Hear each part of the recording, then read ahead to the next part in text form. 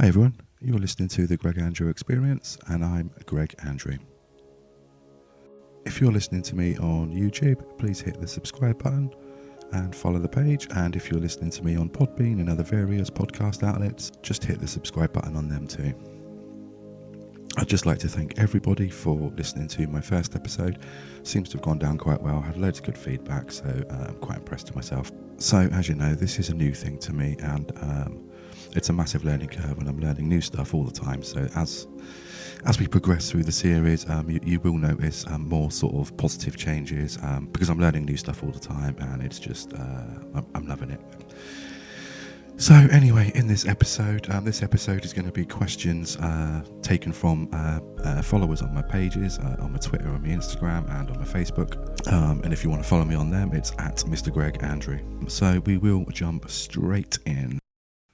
So the first question I've been asked is, I would love to know how to unblock myself so I can be more spiritually aware. Well, the key thing for this is to look around to see what's going on around us. It could be physical, it could be environmental, it could be work related, it could be relationship related, it could be financial related.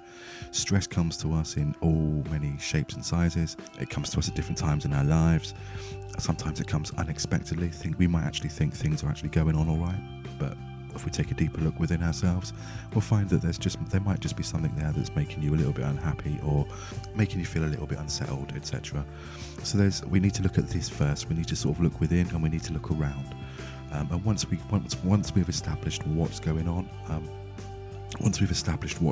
we can kind of make adjustments to our lives in order to kind of connect to the world of spirit and to connect with our guides and stuff. So that's the first thing I would look into, really, if you're feeling that kind of block. Secondly, we could possibly go into meditation. Some of you are very apt at meditation and you know what you're doing. Some of you have probably never done it before. I would advise to go into meditation at the same time every day for a couple of weeks, because some of you won't get it straight away and some of you will just it will just come to you straight away anyway. But you need to be doing this at the same time every day, just to get the pattern going, just to get some kind of routine going, especially with your guides as well. My guides anyway, especially, they do like routine. And then thirdly, and this is the one that works for me anyway, when I am feeling like a little bit of a blockage going on, because I don't do it every day, I can't be doing this every day, I haven't got the energy for it. And then there's looking at our chakra system, and the chakra system to me is the one I tend to turn to if I'm feeling a little blockage. Once I've got myself into the meditative state, I'll then work on each individual chakra, get them cleansed, get them working. Sometimes it can take 20 minutes, sometimes it can take 5 seconds. It just depends on the blockage that I've got and what's going on in my life at the time. And for those of you that struggle with meditation and your chakras and everything else, I would advise that you go and seek out some kind of guided meditation online on YouTube. I tend to use Jason Stevenson, I used to use Jason Stevenson all the time. Absolutely fantastic. He does a guided meditation on cleansing your chakras, and he also does a spirit guide meditation. He also does healing meditations as well. So if you are feeling a little bit low in yourself, or you've got a lot of stuff going on in your world, give him a listen anyway. I will eventually be bringing out my own meditations once I can source the music and once I can pull my finger out and get my butt into gear.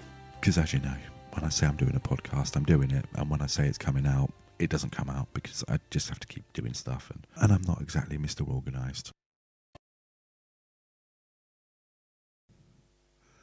And the second question I've been asked is, if a person doesn't believe in heaven or hell before they died, where do they go?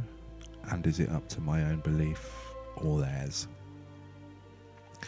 Well, as you know, all these podcasts are based on my experiences. I have been up there, obviously, and then I've come back down here to live this life out. But in all honesty, when I'm sat in front of somebody and I'm giving them a reading, the face-to-face ones are the best ones, because you can kind of gauge the reaction when you bring somebody through that they didn't think would actually come through because they didn't believe in anything like this. So it's safe to say that it doesn't really matter what we believe in on earth. This is like an earthly experience that we're going through right now. Once we've crossed over, things are a lot different over there, that we don't have the belief systems in the world of spirit that we do on the earth plane, so to speak. when a person crosses over and they leave their energy on Earth and in forms of memory or just kind of hanging around for a little bit, these feelings that they've developed through their lifetimes are more societal belief systems. They're belief systems that we as a human race have developed over the centuries, and we kind of sort of tend to sort of stick to them, and there's a lot of control aspect to it as well, but that's another subject, so I'm not going to go into it. But the minute we cross over, we lose all of this. I'm not saying we lose our religion and our faith, but we lose this kind of belief system that if we're naughty, we're going to hell. Because there isn't anything like hell anyway that I've ever experienced when I've been talking to spirits. I've not exactly ever had a spirit come to me from hell, so to speak. Most of them come from home, which is the other side. Some people call it heaven. I call it home. Some people call it whatever they like, really. I call it home. So to answer the question in a quick way, my answer is, whatever we believe in on this planet while we live in this experience, the moment we cross over, all of that kind of sort of evaporates into the ether, and we get back home, and it's there that we discover that there is an afterlife, there is a little place called home, and it's where we all go. So it doesn't really matter what we believe, it's what happens when we cross over. So the third question I've been asked is, what happens when we cross over or we go home? Do we see our besties that we've missed or not? Well, yes we do. Obviously they have to be there before we do, or us before them, so to speak, but yes, we do see them.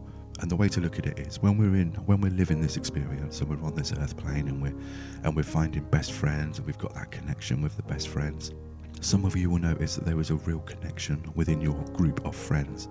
Now this is what I like to call a soul group, and it does mean that we not only have we shared this life with them and they've been our best friends in this life, we've possibly shared many other lives with them, and they may have been family, they may have been friends, they could have been pets, they could have been anything, but their souls have been with us in their little group for many lifetimes.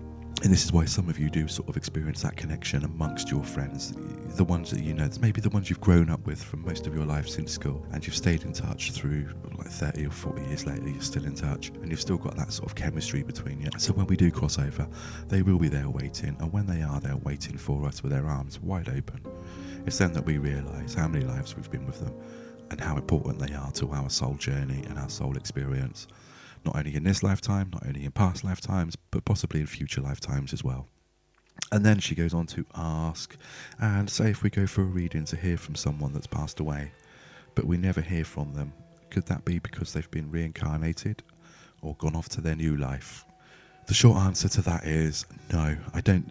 I personally believe, and from experiences that I've had, I mean, I've done readings for people of all ages, and the older the person that sat in front of me, for instance, they could be in their sort of 60s, and they've lost somebody 40, 50 years ago, for instance, and that person will still come through for them.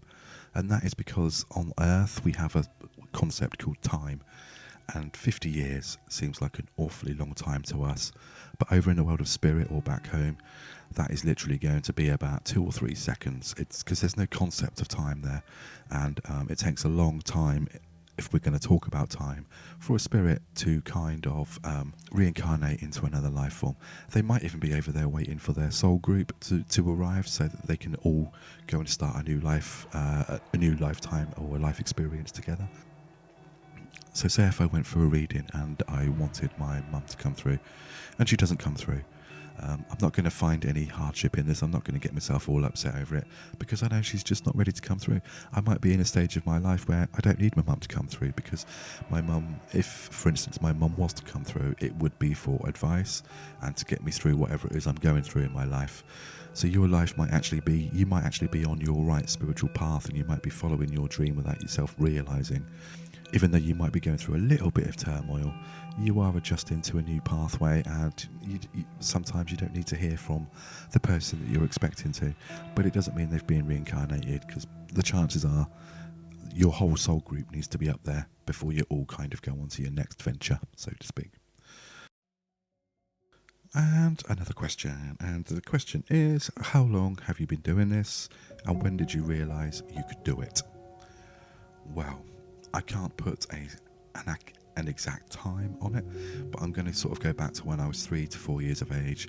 If you listen to the last podcast, you will be aware that I've been through or I've experienced past life recollections and stuff. And it was around about this time of being sort of like 3, maybe 4, preschool anyway. It was around about this sort of time that I did start seeing spirit as well. Where we used to live in a little village called Lane End, which is just outside High Wycombe in Buckinghamshire. We used to live in a little place called Simmons Way. We lived on the End Terrace house, or the first house. And it was in this house that I used to sort of see shadows moving around, and I used to see people on the landing. I used to see one gentleman in particular. He was definitely of World War appearance, World War II perhaps. He wasn't very bloody, but you could clearly see he'd been involved in lots of skirmishes and stuff. He'd come to me quite a lot, and I'd also experience, more bizarrely, I would experience a headless kind of, but I would see it in the physical. It's almost like they were stood there. If you were to stand in front of me, that kind of thing. It was so vivid and so lifelike and so physical that I actually thought it was a real thing and a real person. But it turns out it was spirit, and the spirit would often talk to me, ask me questions about how I am, ask me all sorts of weird and wonderful things. I've not really got a massive recollection on what, but I do remember talking to them. And I do remember at one point my mum would come up the stairs. We were still living at Simmons Way at this point. My mum would come up the stairs and she would ask me who I was talking to, and then she'd look and she'd see for herself anyway, because she was a medium, which is why this kind of thing has never really been knocked out of me. A lot of you will have had like imaginary friends at that sort of age, 3 to 4, and then you'd go to school and it would kind of be knocked out of you. You'd be looking out the window, daydreaming, as it's often referred to. But the thing is, it's not daydreaming. You are actually kind of meditating. But the teacher would, well, for me anyway, would lob a piece of chalk at me, or sometimes more often than not, the actual board rubber itself. So mainstream education isn't a great fan of daydreamers. It would rather you just sort of sat down, repeated what you were told, and cracked on with it. Another experience as well was just as my nan, I was probably a little bit older, 5, 6, maybe 7, and my nan wasn't very well. She was in hospital. She was kind of in the last stages, I suppose, of her life. I remember going down to the tuck shop down on the ground floor, and then having to walk back up the stairs up to the second floor.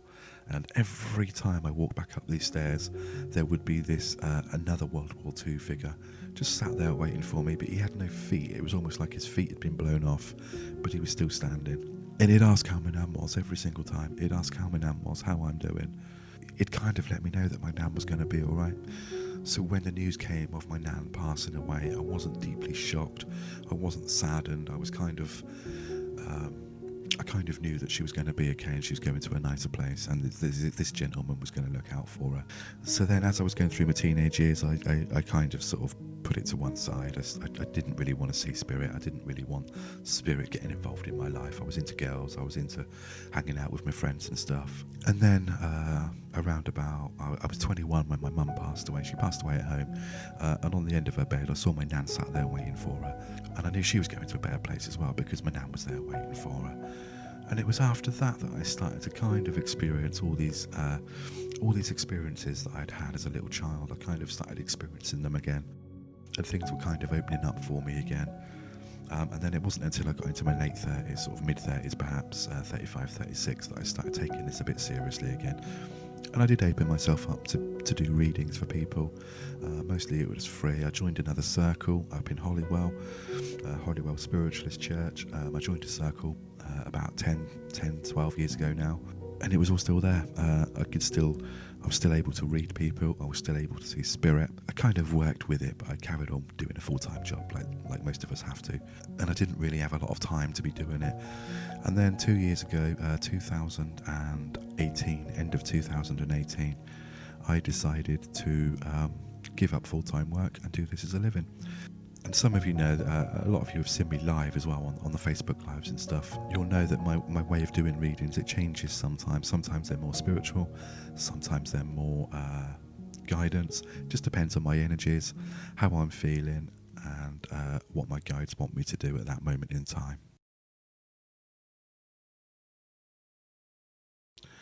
And another question, going on from the last one. When you're doing your live Facebook shows, do you pick up on the collective energies of the people watching you? Damn, yes. Yes, you're too right, I do. It's a weird thing because when I first started doing my Facebook live shows, about a year ago now, just under a year, it was a new experience for me because as I sat there, you remember my first one was with a gentleman called Rick Wade from Michigan in the US. Well, actually, I reached out to him and then he kindly to ask if he could just sort of sit in on my first live, and he did. And to be honest, I didn't really know what to expect other than I was going to be giving people readings, but I did not expect what was to come. And for me, it was a massive.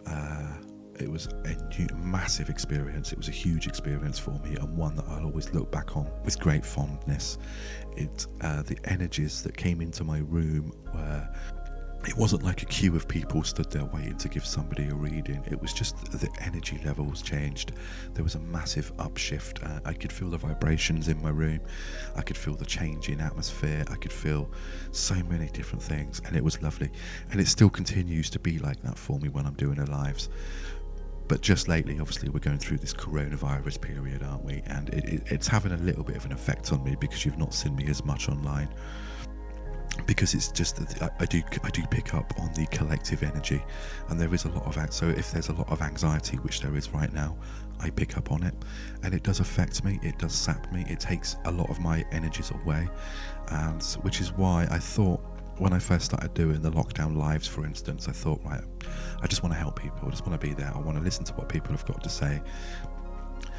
But it's really hard because the collective energy of everyone at the moment is that of anxiety, and it really does. It does affect me.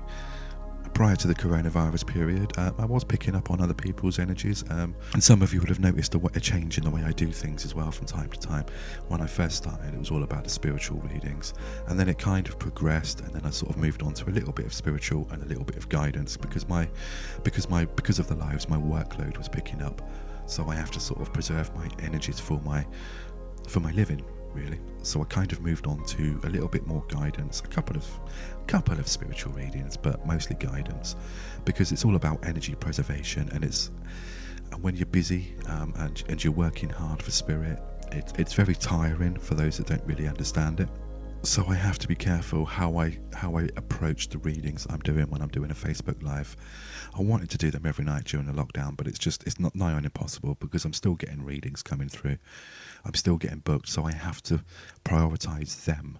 So the energies that I give during my lives are based on how I'm feeling that night and what I've got booked in the next day. Because if I'm doing 10 to 12 readings during my live, you can guarantee I'm going to be a little bit tired when I wake up in the morning, and then I have to go about doing my readings. So I will switch to guidance.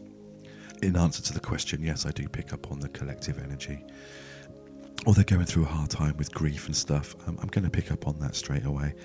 I don't know who I'm going to go to when I'm doing readings. I have no idea who's coming on. There are people that come on from all over the world, and it's lovely because it doesn't matter where we live on this planet. The one thing we all have in common is we are going to go home. So when you're watching, the one thing we've all got in common is there is somebody there waiting to give you a message.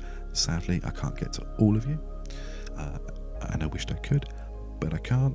Sometimes I will come to you once or twice because I do know that you're going through, after the first initial reading, I will pick up on what you're going through in your world and how your world is for you.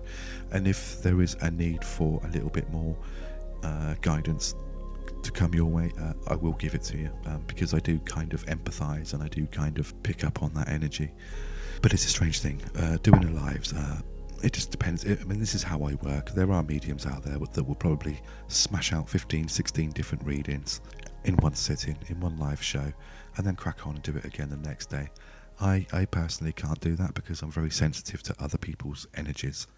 So I hope that makes sense. I hope that answers the question, and we will now move on to the next one.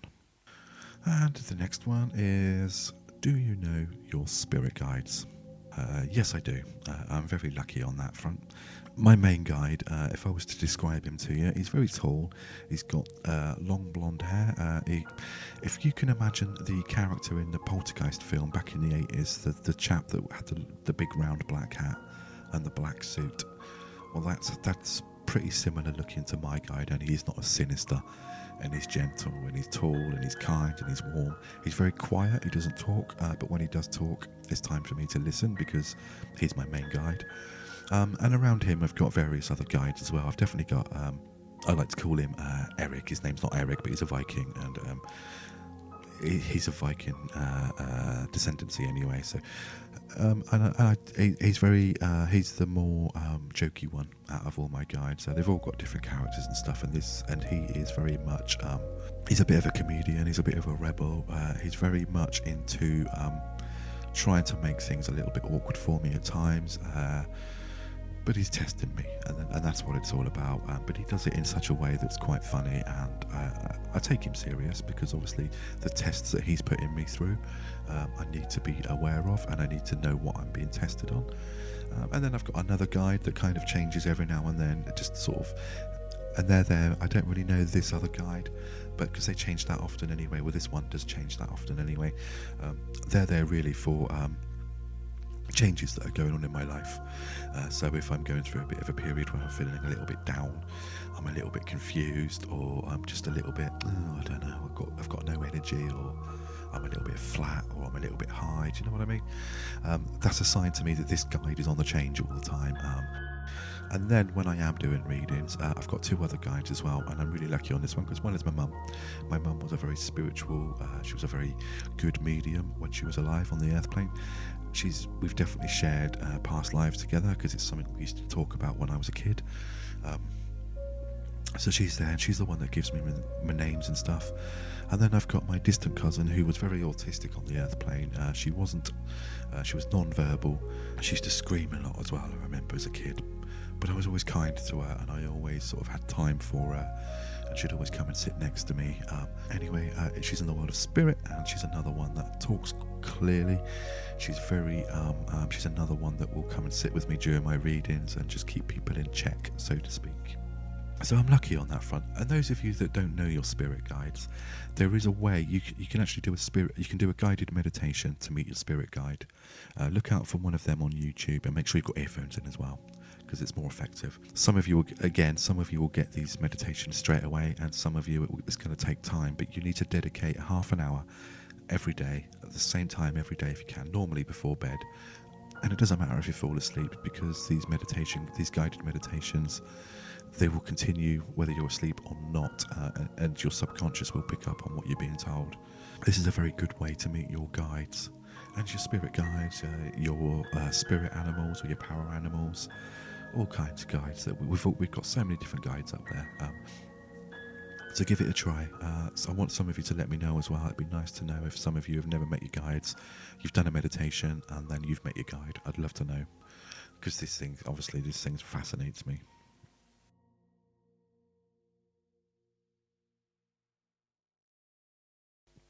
So with all that being said, we will be moving on to the third episode quite soon.